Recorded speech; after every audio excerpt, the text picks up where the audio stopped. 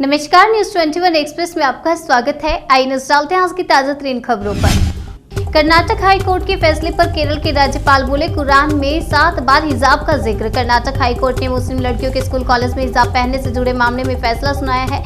Court ने कहा कि हिजाब इस्लाम का जरूरी हिस्सा नहीं है। साथ ही कहा कि स्कूल अपने नियम कुछ उचित प्रतिबंध के साथ जारी रख सकते हैं।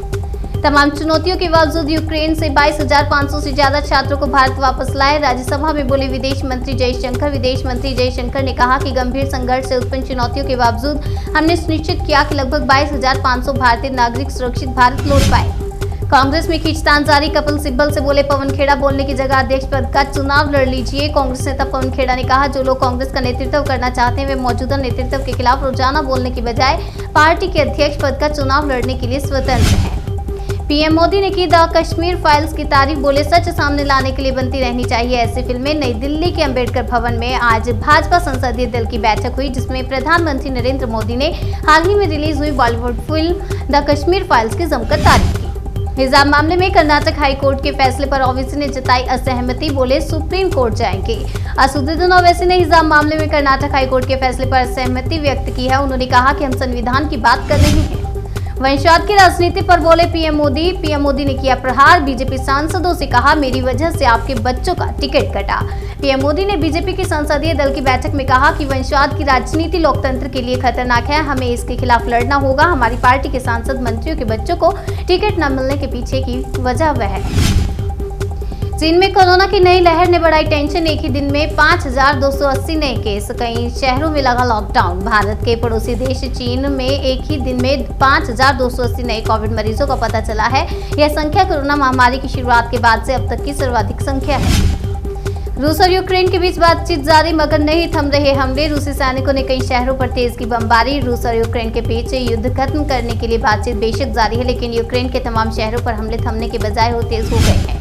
रूस ने रात भर यूक्रेन पर किए हमले। समर्थन जताने के लिए राजधानी कीव जाएंगे यूरोपीय संघ के नेता। रूस और यूक्रेन के बीच अभी युद्ध नहीं थमा है।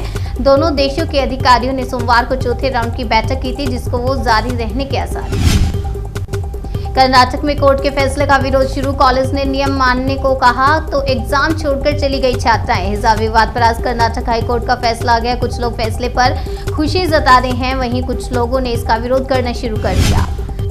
मोदी सरकार पर राहुल गांधी का करारा प्रहार। बोले गलत नीतियों का नतीजा आम आदमी भुगत रहा है। कांग्रेस नेता राहुल गांधी ने बढ़ती महंगाई और सेविंग्स पर ब्याज दर घटाने के मामले में नरेंद्र मोदी सरकार पर मंगलवार को निशाना साधा। चीन सिंगापुर में बढ़ रहे कोरोना केस। NTAGI के अध्यक्ष बोले, भारत में हाई रिस्क पर है 12 से 14 साल के बच्चे।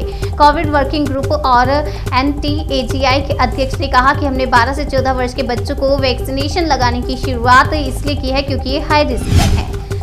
संयुक्त राष्ट्र ने कहा, युद्ध की वजह से यूक्रेन में हर मिनट में एक बच्चा बन रहा है शरणार्थी। रूस से जारी युद्ध में अब तक यूक्रेन के सैकड़ों बच्चे अपनी जान गंवा चुके हैं, जबकि लाखों बच्चे शरणार्थी बन चुके हैं। इसे लेकर संयुक्त राष्ट्र ने बड़ी जानकारी दी है। खालिस्तानी लिंक की जांच वाली याचिका खारिज। अरविंद केजरीवाल बोले, पहले जनता ने जवाब दिया, अब अदालत ने। दिल्ली हाई कोर्ट ने मंगलवार को उस याचिका को खारिज कर दिया, जिससे आम आदमी पार्टी और उसके राष्ट्रीय संयोजक अरविंद केजरीवाल के खिलाफ जांच की बात की गई थी।